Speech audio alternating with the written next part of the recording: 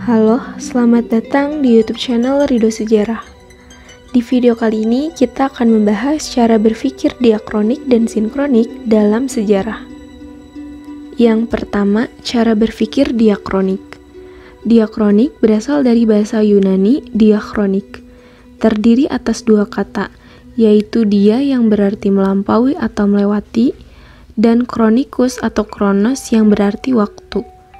Berpikir diakronik dalam sejarah artinya berpikir mengenai peristiwa sejarah secara menyeluruh dalam runtutan waktu yang panjang, tetapi terbatas dalam ruang.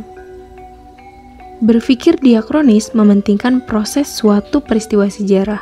Tujuan konsep berpikir diakronik adalah untuk melihat perubahan yang terjadi dalam proses perkembangan peristiwa sejarah tersebut. Berpikir diakronik menuntun kita melihat suatu peristiwa sejarah dari waktu ke waktu. Oleh karena itu, dalam berpikir diakronik diperlukan konsep periodisasi dan kronologi.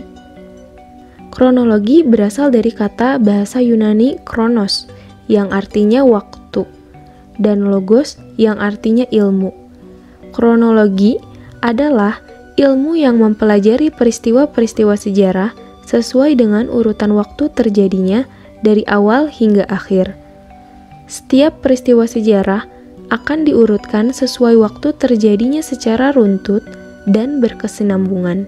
Kronologi dalam sejarah diperlukan agar tidak terjadi anakronisme sejarah, yaitu ketidakcocokan dengan zaman tertentu. Contoh kronologi dapat kita lihat dalam detik-detik peristiwa menjelang proklamasi kemerdekaan Indonesia berikut. Pada 6 Agustus 1945, kota Hiroshima dibom atom.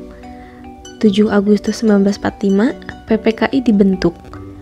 9 Agustus 1945, kota Nagasaki dibom atom. 15 Agustus 1945, Jepang menyerah kepada sekutu. 16 Agustus 1945, peristiwa Rengas Dengklok. Dan pada 17 Agustus 1945, proklamasi kemerdekaan Indonesia. Periodisasi berasal dari bahasa Yunani, periode, yang berarti babak, masa, atau zaman. Periodisasi adalah pengelompokan peristiwa-peristiwa sejarah ke dalam suatu babak, masa, zaman, atau periode tertentu berdasarkan ciri-ciri atau kriteria tertentu. Secara perinci, tujuan disusunnya periodisasi sejarah adalah sebagai berikut. Yang pertama, membantu mempermudah memahami sejarah. Yang kedua, membantu mengklasifikasikan peristiwa-peristiwa sejarah. Yang ketiga, memudahkan dalam menganalisis perkembangan dan perubahan yang terjadi di setiap periode. Dan yang keempat, menyederhanakan rangkaian peristiwa sejarah. Beberapa sejarawan, di antaranya Taufik Abdullah, membuat periodisasi sejarah Indonesia dalam karyanya. Dalam buku Indonesia dalam Arus Sejarah, karya Taufik Abdullah, periodisasi sejarah Indonesia yang dibuatnya adalah sebagai berikut.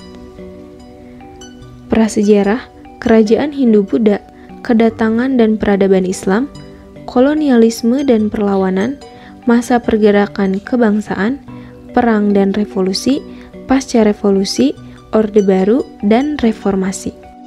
Yang kedua, cara berpikir sinkronik. Kata sinkronik berasal dari bahasa Yunani, yaitu sin yang berarti dengan dan kronos yang berarti waktu. Adapun dalam Kamus Besar Bahasa Indonesia, sinkronik diartikan sebagai segala sesuatu yang bersangkutan dengan peristiwa yang terjadi pada suatu masa. Perbedaan pendekatan diakronik dan sinkronik dapat terlihat ketika akan mengamati suatu fenomena revolusi. Misalnya, revolusi di Indonesia, peristiwa proklamasi kemerdekaan Indonesia 1945. Melalui pendekatan diakronik, revolusi tersebut akan dikaji secara kronologis. Pertanyaan yang akan muncul adalah, kapan dan bagaimana revolusi itu terjadi? Faktor apa saja yang menjadi penyebab terjadinya revolusi tersebut? Bagaimana kondisi masyarakat sebelum revolusi terjadi? Dan bagaimana perkembangan selanjutnya? Berbeda halnya dengan menggunakan pendekatan sinkronik. Melalui pendekatan sinkronik, revolusi di Indonesia bisa saja dikaji dengan membandingkan revolusi-revolusi di tempat lain. Misalnya revolusi Amerika pada 1776, revolusi Prancis pada 1789, dan revolusi Rusia pada 1917. Pendekatan sinkronik akan mencoba mengkaji persamaan-persamaan dari revolusi tersebut tanpa terlalu memperhatikan waktu dan tempat terjadinya peristiwa.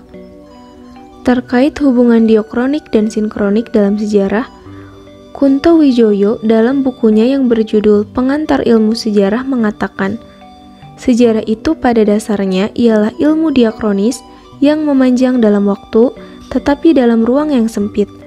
Ketika sejarah bersentuhan dengan ilmu sosial, sejarah menjadi ilmu yang juga sinkronis. Artinya, selain memanjang dalam waktu, sejarah juga melebar dalam ruang.